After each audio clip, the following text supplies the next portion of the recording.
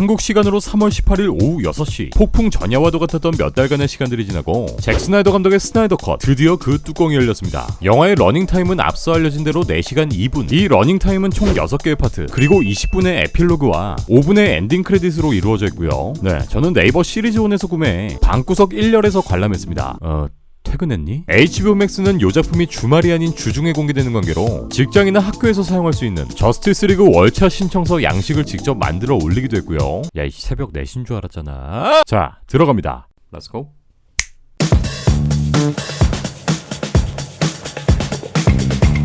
당연히 이 영화를 보신 대부분의 분들은 4년 전 조스 웨던의 저스티스 리그를 본 후 관람하셨을 텐데요. 개인적인 느낌으로는 이번 스나이더 컷이 조스 웨던 컷보다 대략 한 10배 정도는 좋았고요. 한마디로 정리하면 처음부터 이렇게 나왔어야 했어요. 영화의 전반적인 모든 부분에서 그렇게 느꼈고요. 저스티스 리그라는 이름의 이 영화는 같은 스토리의 같은 영화인 것 같지만 막상 뚜껑을 까보니까 전혀 다른 스토리와 내러티브를 가지고 있다는 것을 알 수 있었습니다. 특히나 스나이더 감독 특유의 감실만 하는 액션씬, DC는 다크해야 한다는 그 다크함이 그득하게 배어있고요. 근데 뭐 이 다크함의 농도가 일반 관객 입장에선 너무 딥하다고 느껴질 수 있다는 점.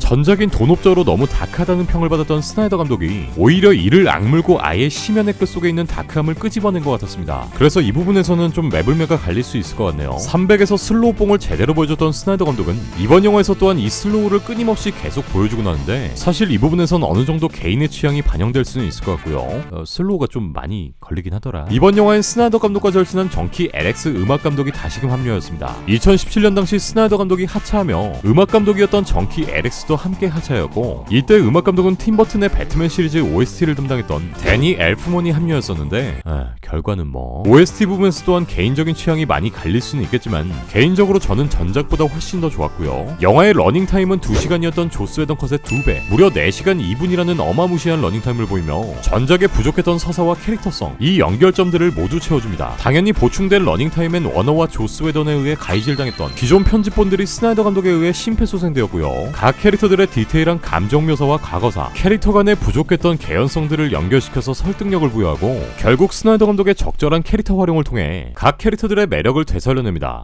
특히 사이보그와 슈퍼맨에서 더 느낄 수 있었고요. 뭐 한 가지 단점이라고 볼 수 있는 건 이게 너무 다크하다 보니까 팀원들 간의 케미 부분에서 조금 숨이 죽은 듯한 그런 느낌이 들었고요. 전작과는 달리 이번 작품에서 볼 수 있었던 캐릭터들의 디테일한 요소들을 짚어보자면 플래시, 일단 이 새끼 뛰는 건 그대로고요. 개인적으로 베리 앨런이 소개되는 장면에 대한 디테일은 큰 차이가 없었던 것 같습니다. 그래도 이전 작품에서 비교적 떨어져 보이던 플래시의 능력은 어느 정도 잘 표현되었고 스나이더 감독의 연출을 통해서 훨씬 더 상향된 느낌을 받았고요. 사이보그, 전편에서 볼 수 없었던 사이보그의 심층적인 스토리텔링은 이번 스나이더 컷에 잘 녹여냈습니다.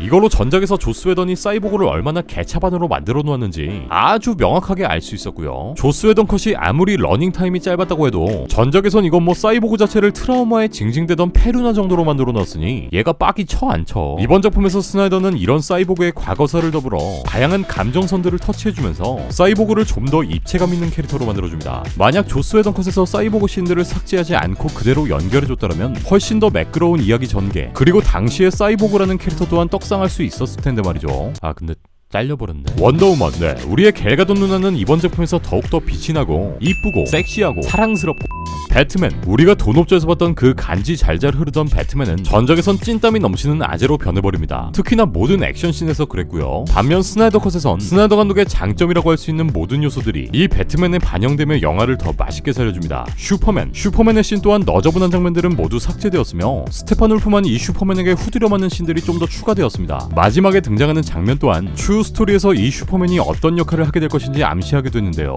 이 이야기는 뒤편에서 이어나가도록 하겠습니다. 또한 조스 웨던 버전에서 볼 수 있었던 어줍지 않은 개그씬들을 이번 영화 속엔 싹 날려버립니다. 특히 고인 능욕을 하면서 원더우먼을 도발하는 배트맨. Steve Trevor tell you that?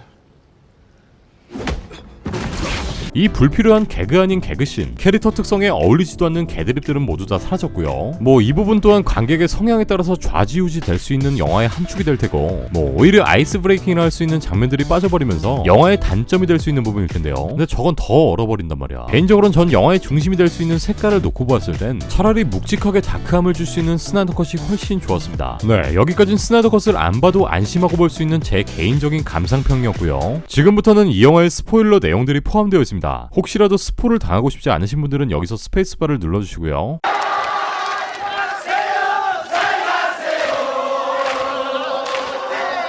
스나이더 감독은 영화의 공개 전 영화의 엔딩이 손에 땀을 쥐게 할 정도로 충격적이라고 언급한 바 있는데, 이번 영화 속엔 새롭게 추가된 배트맨의 악몽신, 그리고 마더박스를 통해 이 장면을 직접 마주하게 되는 사이보그의 모습이 등장하죠. 이번 영화 속엔 배트맨의 나이트메어 씬이 새롭게 등장하며 모든 DC 팬들을 설레게 만든 자레드 레토의 조커 또한 엄청난 임팩트를 줍니다. 특히 여기엔 다크사이드에게 살해당한 아쿠아맨, 사망한 원더우먼의 장례를 치르는 아마존, 형체를 알아볼 수 없는 시체, 바로 로이스 레인의 시체를 들고 절규하고 있는 슈퍼맨과 그를 위로하는 다크사이드의 모습이 보입니다. 이는 바로 원작 코믹스의 프리퀄 시리즈 인 저스티스의 이야기 중 하나로 당초 잭 스나이더 감독이 그리고자 했던 팀업 무비의 연장선, 그러니까 저스티스 리그 이후에 이어지게 될 이야기의 일부이며, 스나이더 감독은 본인이 이전에 완성하지 못한 이 이야기를 팬서비스 차원에서 직접 재촬영까지 해가면서 이어나가려 했던 것으로 보입니다. 네, 2016년 돈옵저에서 갑툭튀한 플래시가 바로 이 장면의 플래시라는 것을 알 수 있죠. 이 인저스티스의 이야기를 짤막하게 해드리자면, 인저스티스는 이 장면에 다시금 카메오로 등장한 조커, 슈퍼맨, 배트맨의 심리적인 갈등을 기반으로 진행됩니다. 어느 날 슈퍼맨은 로이스의 임신 소식을 알게 되고, 임신한 로이스는 조커와 할리퀸에 의해 납치당합니다. 슈퍼맨은 배트맨과 함께 저스티스 리그 멤버들을 모아 로이스를 구하러 가지만 로이스가 갇혀있던 잠수함엔 둠스데이의 모습만 보이고, 슈퍼맨은 이 둠스데이를 지구 밖으로 던져버리죠. 하지만 이는 조커의 속임수였고, 이 둠스데이가 바로 로이스 레인이었습니다. 이후 분노한 슈퍼맨은 흑화하여 이렇게 무력으로 세상을 지배하고, 여기에 등장한 배트맨을 포함한 히어로들이 슈퍼맨의 반군이 되어 대립하는 내용을 갖고 있습니다. 네, 어떻게 보면 속편 제작이 무산된 현재의 시점에서 이 장면들은 스나이더 감독이 만들고자 했던 DCU의 프로젝트이기도 한데요. 지난주 텍사스주 달라스에서 오픈된 잭 스나이더 감독의 나이트메어 세계관 전시회엔 여기에 등장한 나이트메어 씬을 포함한 12개의 스토리보드가 전시되어 있고, 이 스토리보드에서 발전된 버전이 바로 영화 속에 등장하게 된 장면이라고 하죠. 스나이더 감독에 의하면 영화 속에 등장한 장면들은 이 스토리보드와 큰 관련이 없고, 이를 통해 팬들이 어떤 논의를 펼치든 크게 상관이 없다고 밝히기도 합니다. 뭐 프로젝트가 나가리 됐으니까. 사실은 마사 맨헌터였던 원작 코믹스의 마샷 맨헌터 또한 이 작품에 새롭게 등장하고요. 새롭게 촬영된 엔딩씬에서 또한 다시 한번 브루스 웨인과 모습을 비추는데, 이 또한 인 저스티스 스토리에서 높은 비중을 차지하게 될 마샷 맨헌터의 등장 떡밥이었다는 것을 알 수 있습니다. 마지막 씬에서 반생명 방정식을 다시 얻기 위해 함선을 준비해 지구 침공을 계획할 거라는 다크사이드 또한 추후 제작될 후속편을 위한 떡밥이었죠. 아쉽게도 저스티스 리그의 후속편은 없습니다. 잭 스나이더 감독이 이전 인터뷰를 통해 직접 속편 제작에 대해 부정한 바 있는데요. 하지만 이번 스나이더 컷의 결과로 다시 한번 파도가 일렁이고 릴리즈 더 스나이더 컷과 같은 캠페인이 다시 한번 일어나게 된다면 우린 추후 이 저스티스 리그의 속편을 보게 될 가능성이 아예 없진 않을 것 같습니다. 네, 오늘 준비한 소식은 여기까지입니다. 그럼 전 다음 DC의 소식을 가지고 다시 올게요.